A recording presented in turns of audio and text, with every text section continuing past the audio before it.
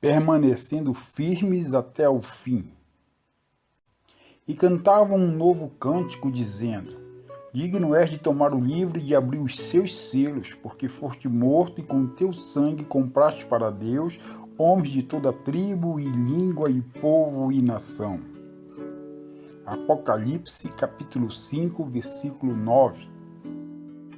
Quando uma pessoa se rende a Jesus e seu sangue derramado na cruz, a mesma passa a ser beneficiária, passa a ter direito de toda a obra redentora de Cristo, mas para que isso ocorra, será necessário que tal pessoa se comprometa com Jesus e os termos exigidos por ele, os quais são aquilo que a pessoa precisa fazer como sendo a sua parte. Hoje em dia, vemos a pregação de um evangelho onde se ensina que o Senhor Jesus, ao morrer na cruz e derramar o seu sangue, já pagou o preço pelos nossos pecados, sendo que é preciso pedir-lhe perdão e que a vida se tornará maravilhosa, pois Jesus já fez tudo e não se precisa fazer mais nada. Isto realmente não é verdade. A verdade é que Jesus já fez a sua parte e mantém-se firme naquilo que é benefício ou promessa aos membros da aliança do seu sangue. O que não é ensinado é que para ser um beneficiário deste perdão, é essencial que se tenha um envolvimento de entrega total aos termos que ditam qual é a parte do membro nessa aliança. A salvação como presente gratuito de Deus só acontece se a pessoa está aliançada com Jesus e mediante a fé. O que eu quero dizer é que a pessoa é salva pela graça por meio da fidelidade a Cristo. Ninguém salva a si mesmo. A salvação veio de Deus como uma dádiva. Pois vocês são salvos pela graça por meio da fé, e isto não vem de vocês, é dom de Deus. Efésios capítulo 2, versículo 8. Ora, a fé em Cristo nada mais é que a fidelidade, obediência à palavra de Deus referente à doutrina de Cristo, ensinamentos. E somente acontece quando a se ouve e a se pratica. E assim a fé vem pela pregação e a pregação pela palavra de Cristo. Romanos, capítulo 10, versículo 17, versão King James atualizada. Então, é correto afirmar que para uma pessoa ser salva, ela precisa estar aliançada em fidelidade aos termos pactuados no momento da concretização da mesma e manter-se firme a eles até o fim. Foi Jesus quem afirmou isso. Mas aquele que aguentar firme até o fim será salvo. Mateus, capítulo 24, versículo 13. O mestre ensinou que quem quer segui-lo, fazer parte da sua aliança, deve carregar sua própria cruz e negar-se a si mesmo. Esta é a maior demonstração de qual é a parte que cabe a cada um que se aliançou com Cristo. Então Jesus disse a seus discípulos: se alguém quer ser meu seguidor, negue-se a si mesmo, tome sua cruz e siga-me. Se tentar se apegar à sua vida, a perderá, mas se abrir mão de sua vida por minha causa, a encontrará. Mateus, capítulo 16, versículo 25. Depois chamou a multidão e os discípulos e disse: se alguém quer ser meu seguidor, negue a si mesmo, tome sua cruz e siga-me. Se tentar se apegar à sua vida, a perderá, mas se abrir mão de sua vida por minha causa e por causa das boas novas, a salvará. Marcos, capítulo 8, versículos 34 e 35. Disse ele à multidão: se alguém quer ser meu seguidor, negue a si mesmo, Tome diariamente sua cruz e siga-me. Se tentar se apegar à sua vida, a perderá, mas se abrir mão de sua vida por minha causa, a salvará. Lucas, capítulo 9, versículos 23 e 24. Para ser um seguidor de Jesus, aliançado com seu sangue derramado na cruz do Calvário, a pessoa deve esquecer os seus próprios interesses, estar pronto para morrer como ele morreu. Jesus negou-se a si mesmo para obedecer ao Pai e somente assim o acompanhar. Aquela pessoa que busca primeiramente alcançar seus interesses jamais poderá usufruir da vida verdadeira. Mas aquela pessoa que morre para si mesmo devido a Cristo, esta terá a vida verdadeira. É preciso enfatizar que Jesus não promete a salvação e, consequentemente, a vida eterna para aqueles que desistem de estarem firmes a Ele. Isto é, manter-se em fidelidade aos pactos estabelecidos por Ele em sua aliança. O escritor de Hebreus reitera sobre estar firme nessa fidelidade aos termos acordados. Porque nos tornaremos participantes de Cristo se de fato mantivermos firme até ao fim a confiança que nele depositamos no início. Hebreus, capítulo 3, versículo 14. Por ser um presente de Deus, é óbvio que a salvação não acontece por meio de obra humana alguma. Mas vale destacar que não é pelo simples fato de pedir perdão a Jesus e depois seguir sua vida em frente é que se vai garanti-la. A salvação é a total e absoluta fidelidade ao contrato assinado com a aliança de Jesus. Apocalipse 5 nos fala que Jesus nos comprou, e isso ocorrendo é porque aceitamos o seu pagamento, seu sangue derramado.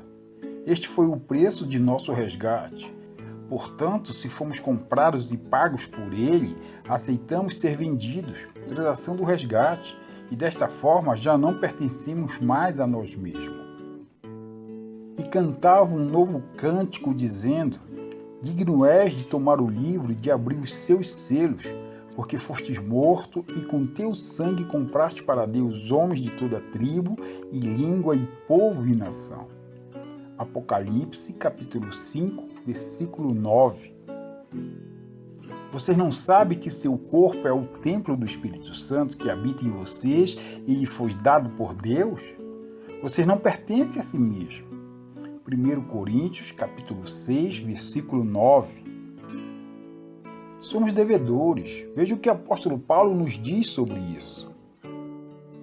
Pois sou devedor tanto a gregos como a bárbaros, tanto a sábios como a ignorantes.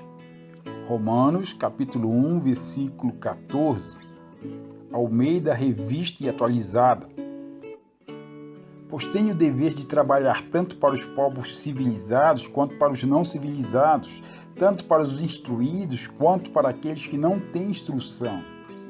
Romanos, capítulo 1, versículo 14. Bíblia livre para todos. Pois é meu dever pregar a todos, tanto aos civilizados como aos não civilizados, tanto aos instruídos como aos sem instrução. Romanos, capítulo 1, versículo 14. Nova tradução na linguagem de hoje. O apóstolo tinha o conhecimento de qual era a sua parte na aliança com Jesus. Ele sabia que precisava fazer a vontade do Mestre, cumprindo assim os termos da aliança. Então ele lhes disse: anunciem pelo mundo inteiro o Evangelho a todas as pessoas. Marcos, capítulo 16, versículo 15.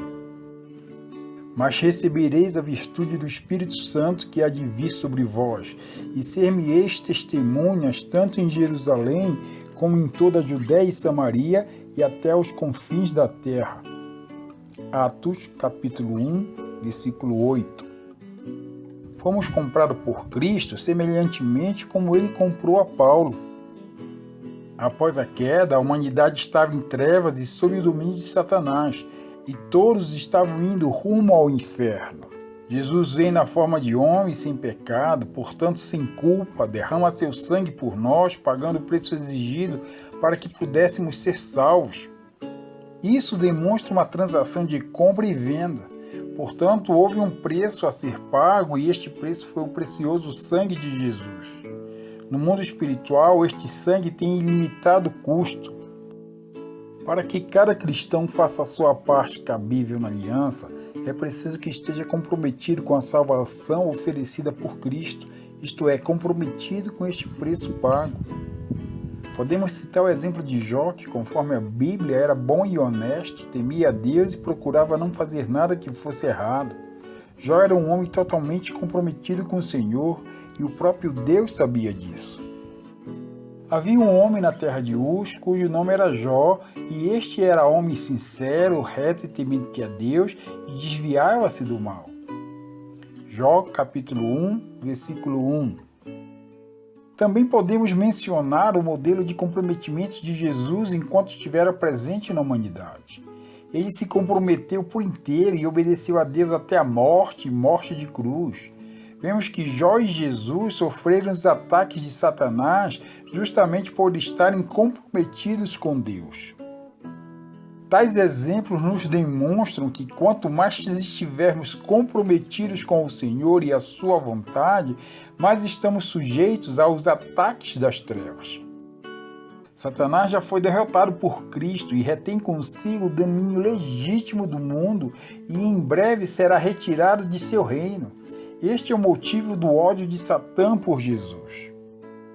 A partir do momento em que a pessoa se aliança com o sangue de Cristo e passa a ser propriedade de Deus, este ódio dele por Jesus também é direcionado a essa pessoa e a sua intenção é destruí-la. Tal pessoa entrará em um conflito ao qual chamamos de batalha espiritual. Se o mundo vos odeia, sabei que primeiro do que a vós outros me odiou a mim. Se vós fosseis do mundo, o mundo amaria o que era seu. Como todavia não sois do mundo, pelo contrário, deles vos escolhi, por isso o mundo vos odeia. Lembrai-vos da palavra que eu vos disse, não é o servo maior do que o seu senhor. Se me perseguiram a mim, também perseguirão a vós outros. Se guardaram a minha palavra, também guardarão a vossa. Tudo isto, porém, vos farão por causa do meu nome, porquanto não conhece aquele que me enviou. Se eu não viera, nem lhe houvera falado, pecado não teriam, mas agora não tem desculpa do seu pecado. João, capítulo 15, versículos do 18 ao 22. Um aspecto imprescindível de se saber é que, enquanto se está fora da aliança com Cristo, se está unido ao primeiro Adão e, portanto, se pertence ao mundo caído, o qual Satanás é o proprietário, portanto, se é propriedade dele. Outro aspecto de fundamental importância é o de compreender que quando a pessoa se torna membro da aliança do sangue de Jesus, ela agora se identifica com Cristo e passa a estar unida a Ele e se torna propriedade de Deus, deixando de pertencer a este mundo, fazendo parte do reino dos céus, o qual é espiritual. Isto significa que, apesar de vivermos neste mundo, não pertencemos a ele. Não rogo que os tires do mundo, mas que os protejas do maligno. Eles não são do mundo, como eu também não sou. João, capítulo 17, versículos 15 e 16. O ensinamento de Jesus que jamais devemos esquecer. Lembrai-vos da palavra que vos disse, não é o servo maior do que o seu senhor. João, capítulo 15, versículo 20, parte A. Imagine a cena. Um certo homem trabalhou duro e se tornou dono do seu próprio negócio e passou a ter funcionário. Seria justo o funcionário, empregado, ser maior do que o seu dono? Aqui reside um grande engano quando uma pessoa aliançada argumenta que não deve sofrer ou morrer pelo reino, uma vez que Jesus já sofreu e morreu por ela, recusando-se a precisar sofrer. Jesus foi enfático em dizer: lembrai-vos da palavra que eu vos disse, não é o servo maior do que o seu senhor. E não se esqueça que, se me perseguiram a mim, também perseguirão a vós outros. Este ensinamento, que em muitas das vezes tem sido ensinado em muitas igrejas, É uma doutrina das trevas, pois ensina aos membros da aliança do sangue do Cordeiro a se colocarem em uma posição de passividade na condição de se acharem maior do que o Mestre Jesus. Lembre-se que a Bíblia fala que o Deus deste mundo tem cegado o entendimento dos homens incrédulos, nos quais o Deus deste século cegou o entendimento dos incrédulos para que lhes não resplandeça a luz do Evangelho da glória de Cristo, o qual é a imagem de Deus. 2 Coríntios, capítulo 4, versículo 4. Essa teologia de sem sofrimentos e de riquezas está totalmente em desacordo com a palavra de Deus. Ao invés disso, deveria se pregar a salvação apresentada por Jesus e os termos relacionados a este contrato de compra feito por Jesus, ensinando que somente se recebe a salvação pelo total comprometimento, fidelidade de fé com Cristo, informando que a pessoa a se aliançar não pertencerá a si mesma e que terá que prescindir da sua vontade para realizar a vontade do Pai, tal como Jesus fez. Ao se confessar a Jesus como Senhor e Mestre de sua vida, a pessoa está recebendo o selo que o confirma como cidadão do céu e também está declarando a morte na terra.